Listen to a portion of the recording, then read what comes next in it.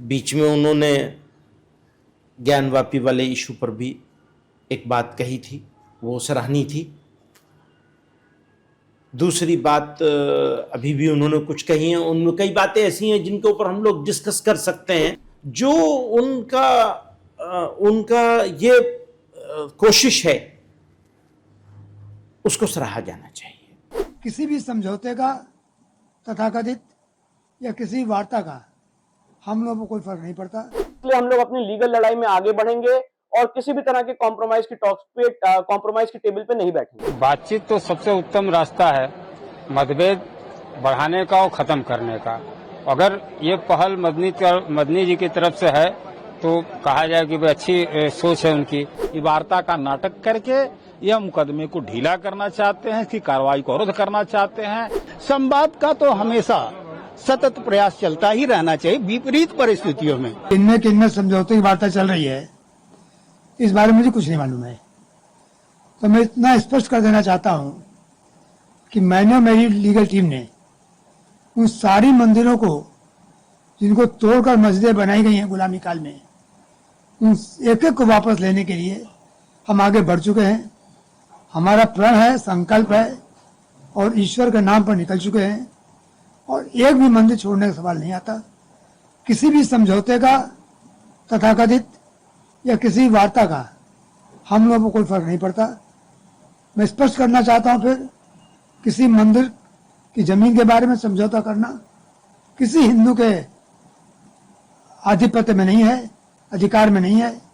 तो जमीन मंदिर की, भगवान की होती है और भगवान की जमीन के बारे में कोई मनुष्य समझौता करके दूसरे को नहीं दे सकता। जो मंदिर एक बार बन चुकी है वो मंदिर है, आज भी है। उन एक को वापस लेना हर हिंदू की ड्यूटी है, कर्तव्य है कि उसको वापस ले। हम इस दिशा बढ़ चुके हैं और हम किसी प्रकार का समझौता न विश्वास करते हैं, न करेंगे, न कोई भी केस इसी प्रकार से वापस होगा।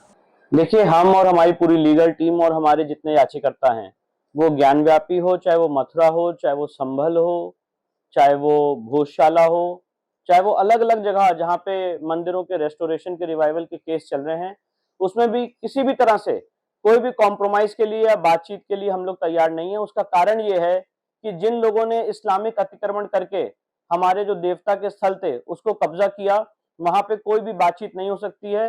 राम मंदिर के केस में हम लोग ने पूरा देखा कि किस तरह से बातचीत का दौर चला और उसके बाद हमारा केस कमजोर हुआ। 5 एकड़ की ऑल्टरनेट लैंड दी गई। तो मेरा प्रश्न ये है कि जिस तरह से काशी विश्वनाथ में, मथुरा श्री कृष्ण जन्मभूमि में या अलग अलग जगह, चाहे वो संभल हो, चाहे वो अदीना मस्जिद हो बंगाल में, अलग अलग जगह जहां पे हिंदू मंदिर को तोड़ के मस्जिद में तब्दील किया गया है, इसमें किसी भी तरह की बातचीत कैसे हो सकती है? और बातचीत का अर्थ ये होता है कि आप कुछ चीज अपनी दें और कुछ चीज उधर से मिले। तो यहाँ पे हमारा केस लॉ पे, फैक्ट्स पे बहुत स्ट्रांग है और बातचीत करना केस को कमजोर करने के बराबर होगा। इसलिए हम लोग किसी भी तरह की कोई बातचीत के लिए तैयार नहीं है। एएसआई की रिपोर्ट भोजशाला में, ज्ञानव्यापी में अलग अलग जगह आ चुकी है। कृष्ण जन्मभूमि का केस पानी की तरह साफ है। इसलिए हम लोग अपनी लीगल लड़ाई में आगे बढ़ेंगे और किसी भी तरह के कॉम्प्रोमाइज की टॉक्स पे, कॉम्प्रोमाइज की टेबल पे नहीं बैठेंगे। देखिए, बातचीत तो सबसे उत्तम रास्ता है मतभेद बढ़ाने का और खत्म करने का। अगर ये पहल मदनी जी की तरफ से है तो कहा जाए कि अच्छी सोच है उनकी। क्योंकि जो इस्लामिक आक्रांताओं ने भारत में जो गलतियां की हैं, भारत के मंदिरों को, भारत की संस्कृति को, भारत की कहा जाए कि आत्मा को जो ध्वस्त करने का प्रयास किया था तमाम इस्लामिक आक्रांता, तो उनके द्वारा की गई गलती को आप जस्टिफाई आज नहीं कर सकते हैं। आपको कहीं न कहीं पहल, सकारात्मक रोल मुस्लिम समाज को भी आगे बढ़ के करना होगा। देखिए, जो इस्लामिक आक्रांता तो उनसे भारत के मुसलमानों का कोई लेना देना नहीं है। वो कोई अरब से आया था, कोई उज्बेकिस्तान से आया था, कोई कहीं से, कोई अफगानिस्तान से आया था। भारतीय मुसलमानों का उनसे लेना देना नहीं। भारतीय जो मुसलमान हैं वो भारत के ही हैं। उनके डीएनए में सनातन हिंदुत्व, भारतीयता है। इसलिए अगर ये पहल वो कर रहे हैं, इस तरह की सोच रख रहे हैं कि बातचीत से इसको समाप्त किया जाए या इस कटुता को खत्म किया जाए, तो उत्तम पहल है। और हम तो लड़ाई हम लोग लड़ी रहे हैं न्यायालय में। भाई, न्यायालय तो हमारा विकल्प है ही। जितने हमारे मठ मंदिर हैं हम लोगों का प्रयास है कि अधिक से अधिक, चाहे वो ज्ञानवापी हो, चाहे मथुरा हो, चाहे अन्य भी जो मंदिरें हैं जो आक्रांताओं ने ध्वस्त किया था, उसको हम रिवाइव करें और पुनः खड़ा करें। हमारा न्यायालय में प्रयास चल रहा है, न्यायालय के माध्यम से हम संवैधानिक तरीके से हम लोग लड़ रहे हैं। और अगर बातचीत का रास्ता अगर वो पहल कर रहा है तो ये स्वागत योग्य है और पहल करना चाहिए। दोनों पक्ष अगर बैठ सकते हैं तो बैठ जाएं, कहीं कटता नहीं है। ये मंदिर मठ भी उन्हीं का है, मुसलमान इससे अपने आप को अलग न समझें। भारत के जो मंदिर है, मठ है, संस्कृति है, भारतीय है, सब मुसलमानों का है। ये एक अरब की संस्कृति नहीं है।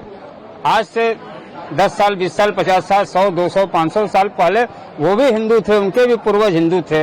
वो हो सकता है किन्हीं कारणों से वो कन्वर्ट हुए हैं, वो एक अलग विषय है, लेकिन ये मंदिरें उनके भी हैं।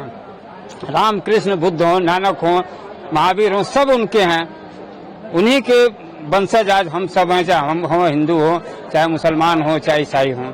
तो मदनी साहब जो अगर इस तरह के उनके संगठन ने, जमात उलेमा हिंद ने अगर ये पहल किया है, उनके यहाँ अगर ये सोच पंथी है कि बातचीत से कटता कम किया जाए तो अच्छी बात है, होना भी चाहिए। देखिए, सबसे पहले मैं मदनी जी को कह रहा हूँ कि ये खाली बात से कहना चाहते हैं कि रियल में करना चाहते हैं। यदि रियल में करना चाहते हैं तो एक बार वो ज्ञान माफी परिसर का स्वतः आकर के निरीक्षण करके देख लें कि क्या वह वार्तालाप कहीं गुंजाइश है। चीख चीख करके वहाँ दीवारें कह रही हैं कि मंदिर के भवनावशेष पर मस्जिद बनाने का प्रयास किया गया। अंग्रेज के समय अंग्रेज का जो जिलाधिकारी थे, उन्होंने लिख करके दिया कि यह हिंदुओं का मंदिर है, हिंदुओं को सौंप दिया जाए। एएसआई सर्वे हुआ, साधारण सर्वे हुआ, सब में मंदिर के साक्ष्य मिले। अब इसमें वार्ता करने की क्या है, कुछ रह गया है? अरे वो जाकर के सीधे एक बार दर्शन करें और अपने मजहब के लोगों को समझावे कि हिंदुओं को सौंप दें। अब वार्ता वहाँ होती है जहाँ कुछ अवशेष मस्जिद और मस्जिद दोनों के होते हैं। वहाँ पर अगर आप, आज भी मैं कह रहा हूँ, फोटो भी देखे होंगे, आप लोगों के न्यूज द्वारा भी दिखाया जा रहा है कि जिसको मस्जिद कहते हैं उसका पश्चिमी द्वार चीख चीख के कह रहा है कि मैं मंदिर का अवशेष हूँ। खंडहर बता रहा है कि मंदिर का अवशेष हूँ। दीवारें पर घड़ी, घंटा, कलश, हाथी बने हुए हैं। जो एएसआई सर्वे में कम से कम 850 पेज का रिपोर्ट लगाया गया है, उस उन्होंने स्पष्ट लिखा अपने फाइंडिंग में कि मंदिर के अवशेष पर मस्जिद बनाने का प्रयास किया गया। तो उसका पढ़ लें, साधारण सर्वे पढ़ लें, एक बार दर्शन कर लें। तो अगर उनको वार्ता जैसा लगता हो तो वार्ता करना कहीं से कोई दिक्कत बुरा नहीं है, लेकिन वह हिंदुओं को सौंप दें और सौंप करके भाईचारा का निबंधन करें, नहीं तो विथ कास्ट उनको सौंपना पड़ेगा। मामला तो कोर्ट में है, कानूनी लड़ाई आप लोग लड़ रहे हैं। एक तरफ अंजुमन इंतजामिया मसाजिद कमेटी कहता है कि हम इतनी आसानी से थाली में परोस के नहीं दे सकते, तो क्या लगता है कि अभी वो स्थिति है कि बैठ के बात करने से हल निकल सकता है? जब एक तरफ कह रहे हैं कि हम थाली में परोस के नहीं दे सकते हैं, अंजुमन इंतजामिया कहे भी हैं, उनके सचिव कहे हैं, उनके सचिव एएसआई सर्वे जो साधारण सर्वे हो रही थी, तो कहे कि सर्वे मेरे सीने पर होगा, होने नहीं देंगे, गर्दन कटा देंगे, नहीं होने देंगे। तो वार्ता कैसे होगी? वार्ता तब होगी जब आप सत्य को स्वीकार करके चलेंगे। वार्ता तब होगी जब सत्य इतिहास के पथ पर चलेंगे कि इतिहास क्या कहती है, सत्य क्या है, सामने क्या है, तब न होगी। ये वार्ता का नाटक करके यह मुकदमे को ढीला करना चाहते हैं, इसकी कार्रवाई को अवरुद्ध करना चाहते हैं, क्योंकि अभी 350 साल हो चुका। 400 साल तो लड़े, हमारे अयोध्या की लड़ाइयां लड़ी गई, उसके बाद लास्ट निर्णय हुआ, मंदिर बना। अभी भी कहते हैं नहीं हो। ये तो स्पष्ट है कि मंदिर है और मंदिर तो सौंप दिया जाए, देख लें, अपना वार्ता का करना है उनको सौंप देना है। और ये सिर्फ वार्ता का नाटक करके मुकदमे की कार्रवाई को रोकना चाहते हैं, अवरुद्ध करना चाहते हैं। पहले तो अपने तरफ से तैयार हो जाएं। उनका कई मदनी जी का स्टेटमेंट आ जाइए, उनका अंजुमन इंतजामिया सचिव का स्टेटमेंट कुछ और आता है। साधारण सर्वे और एएसआई सर्वे हुआ, एएसआई सर्वे 90 दिन का हुआ, एक एक बिंदुओं पर, एक एक चीज पर देखा गया, कहीं मस्जिद का अवशेष नहीं मिला। मतलब आप ये सीधा कह सकते हैं कि अगर कुछ अवशेष मस्जिद का होता तब वार्ता हो भी एकदम, कोई भी अवशेष होता, कुछ भी होता, न वह वक्फ की संपत्ति है। कभी कहते हैं कि औरंगजेब यहाँ का बादशाह था, तोड़ के बनाया, तो बनाया तोड़ करके तो मस्जिद मंदिर को पूरा मलबे समेत हटा के बनाता, क्या जरूरत है खंडहर छोड़ देने का? आज वो खंडहर चीख चीख कर रहा है, अपमानित करके कह रहा है कि मैं मंदिर का भग्नावशेष हूँ, मंदिर हूँ, मस्जिद में पढ़ा जा रहा है। तो लोग कहते हैं कि हम लोग विवादित जगह पर नमाज पढ़ेंगे तो खुदा कबूल नहीं करता है। फिर कहते हैं कि मेरा मजहब कहता है कि चित्र कलाकारिता नहीं होनी चाहिए, प्लेन होना चाहिए। तो उनकी कथनी और उनके लोगों के फॉलोअर में हम लोग को समझ में, व्यक्तिगत मुझे समझ में बहुत कम आ रहा है। जो कहते कुछ और हैं, उनका मजहब का परिभाषा कुछ और बताता है, प्रैक्टिकल कुछ और करते हैं। जिस देश का मजहब के नाम पे विभाजन हो गया, उस देश में हम सनातनियों को एकदम अलग कर दिया गया। इस विषय पर अयोध्या, मथुरा, काशी के अलावा बहुत से ऐसे मंदिर हैं जो हमारे सभ्यतागत मानदंड के आधार स्तंभ रहे हैं, उनको कैसे छोड़ा जा सकता है? उनको अवश्य ही मदनी जी वापस करने का ऐलान कर दें। तहे दिल से उनका अभिनंदन है। भारत माता और राष्ट्र के प्रति, वंदे मातरम के प्रति निष्ठा व्यक्त करें, अवश्य हैं। हम लोग भी जानते हैं कि वो किन काल परिस्थितियों में, किन स्थितियों के नाते कभी मतांतरित हुए हैं, भय भूख के नाते हुए हैं। उन सारे बातों को अतीत में दफनाया जा सकता है, लेकिन वर्तमान समय में इन विषयों पर अयोध्या, मथुरा, काशी जो हमारे सभ्यतागत विषय हैं, अन्यान्य मंदिर भी हैं जो हमारे देवस्थली हैं। क्योंकि मंदिर हमारे मैथोलॉजी में, हमारे विचारों में, हमारे चिंतन में केवल पूजा पाठ के स्थान नहीं है, वो हमारी चेतना के जागरण के स्तंभ हैं। इसलिए उन पर हम रिक्लेम कर रहे हैं, उनको पुनर्स्थापित करने की बात कर रहे हैं। तो अवश्य ही इस विषय पर मदनी जी को विचार करना चाहिए।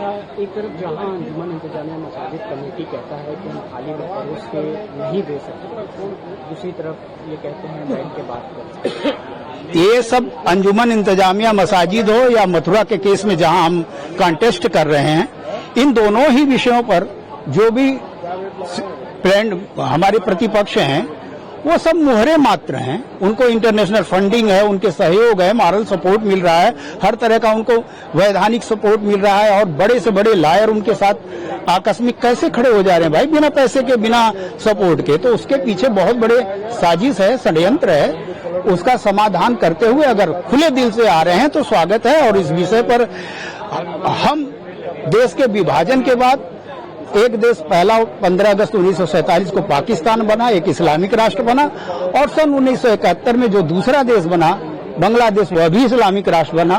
तो हम अपने को कितने तह तक जाके, कितने स्तर पे जाके बिखेरते रहेंगे, तोड़ते रहेंगे? अब वो कोई तो डेडलाइन होनी चाहिए। वो यही डेडलाइन है कि हमारे सभ्यतागत विषय उन पर हम रिक्लेम कर रहे हैं, उस पर हम पूरी तरह से दृढ़ हैं, निश्चय किए हैं कि वो हमें लौटने चाहिए। क्या वो अभी स्थिति है कि बैठ के बातचीत हो सकती है? संवाद का तो हमेशा सतत प्रयास चलता ही रहना चाहिए विपरीत परिस्थितियों में। मैं तो कहता हूं कि इजराइल को भी फिलिस्तीनियों से लगातार संवाद करता ही रहना चाहिए, संवाद बने रहना चाहिए। और संवाद से बातें निकलती हैं, बहुत से लोगों की जो कुंठाएं होती हैं और जो विभेद होते हैं उसका समाधान होता है। इसलिए संवाद तो लगातार बनाए रखें, अच्छी बात है। इसी देश में रहना है उनको, यहाँ से छोड़ के जाना नहीं है। तो हमारे साथ रहना तो भाई सतत संवाद बनाइए और रास्ता निकालिए। इस देश के मान वर्धन का जो हजारों वर्षों की सभ्यता है उसका सम्मान करिए।